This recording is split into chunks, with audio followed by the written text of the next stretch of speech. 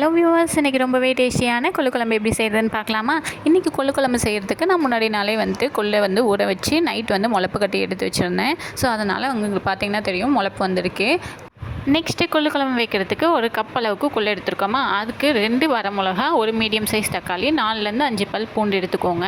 இப்போ குக்கரில் தண்ணி ஆட் பண்ணிவிட்டு அந்த தண்ணி குடிச்சதுக்கப்புறம் அந்த கொள்ளு அதில் ஆட் பண்ணிக்கலாம். அதுக்கப்புறம் ஒரு பிஞ்ச் அளவுக்கு மஞ்சள்தூள், ஒரு ஸ்பூன் இல்லைன்னா 1/2 டேபிள் ஸ்பூன் அளவுக்கு சீரகம் ஆட் பண்ணிக்கலாம். 1 டேபிள் ஸ்பூன் அளவுக்கு விளக்கெண்ணெய் ஆட் பண்ணிக்கோங்க.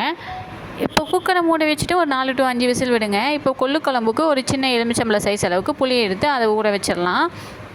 நெக்ஸ்ட்டு குக்கர் விசில் அடங்கினதுக்கப்புறம் குக்கரை ஓப்பன் பண்ணி பார்த்து கொள்ளு வெந்திருக்கா அப்படின்னு செக் பண்ணிக்கோங்க. கொள்ளு வெந்திருக்கு அப்படின்னு கன்ஃபார்ம் பண்ணதுக்கப்புறம் இந்த தண்ணியை எடுத்து ஒரு பாத்திரத்தில் மாற்றிக்கோங்க. இதை யூஸ் பண்ணி நீங்கள் கொள்ளு ரசமும் வைக்கலாம். ஸோ இப்போ குக்கரில் இருக்கிறத அப்படியே ஆற வச்சுக்கோங்க. நல்லா ஆறுனதுக்கப்புறம் அதை ஒரு மிக்ஸி ஜாருக்கு மாற்றி நல்லா அரைங்க.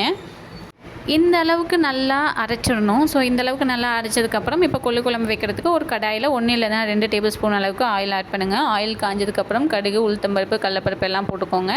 அப்புறம் நான் தாளிப்பு வடகம் எப்போயுமே ஆட் பண்ணுவேன். அதனால் கொஞ்சமாக தாளிப்பு வடகம் ஆட் பண்ணியிருக்கேன். உங்களுக்கும் யாருக்காவது தாளிப்பு வடகம் வேணும் அப்படின்னா எனக்கு கமெண்ட் பண்ணுங்கள், நாங்கள் கொரியரும் பண்ணுவோம்.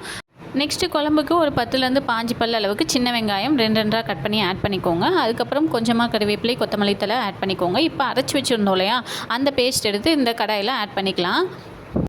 எல்லா பேஸ்ட்டும் ஆட் பண்ணதுக்கப்புறம் நல்லா மிக்ஸ் பண்ணி விடுங்க. இப்போ நம்ம புளி ஊற வச்சுருந்தோம் இல்லையா, அதை கரைச்சி எடுத்துகிட்டு இதிலேயே ஆட் பண்ணிக்கோங்க.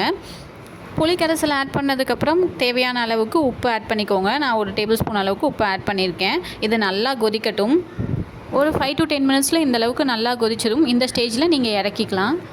இறக்கிட்டு வேறு ஒரு பாத்திரத்துக்கு மாற்றிக்கோங்க. நான் ஃப்ளேவருக்காக கொஞ்சம் கொத்தமல்லி தழை தூவிருக்கேன். அவ்வளோதாங்க, சிம்பிள் அண்ட் ஈஸியான கொள்ளு குழம்பு ரெடி. நீங்களும் ஒன்ஸ் இதை வீட்டில் ட்ரை பண்ணி பார்த்துட்டு கமெண்ட் பண்ணுங்கள். உங்களுக்கு இந்த வீடியோ பிடிச்சிருந்தா லைக் அண்ட் ஷேர் பண்ணுங்கள். மறக்காமல் சப்ஸ்கிரைப் பண்ணிடுங்க. நெக்ஸ்ட் வீடியோவில் பார்க்கலாம். டாடா.